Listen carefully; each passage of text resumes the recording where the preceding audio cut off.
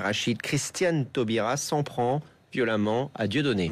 Dans une tribune publiée par le Huffington Post, la garde des Sceaux estime que les sorties de Dieudonné, je cite, ne sont que des pitreries obscènes de la part de l'antisémite multirécidiviste. Une charge donc violente, mais sans jamais citer le nom du polémiste. Antoine Delcourt.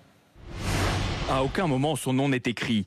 Mais pourtant, aucun doute. Dans le texte de Christiane Taubira, c'est bien de Dieudonné dont il s'agit. De ces 8 condamnations pour antisémitisme ou injure raciale, tenues notamment lors de ces spectacles où il tourne en dérision le génocide juif. Il est triste, infiniment triste, d'achever une année sur les pitreries obscènes d'un antisémite multirécidiviste. Le complice, après coup de ce crime contre l'humanité, un pitoyable bouffon.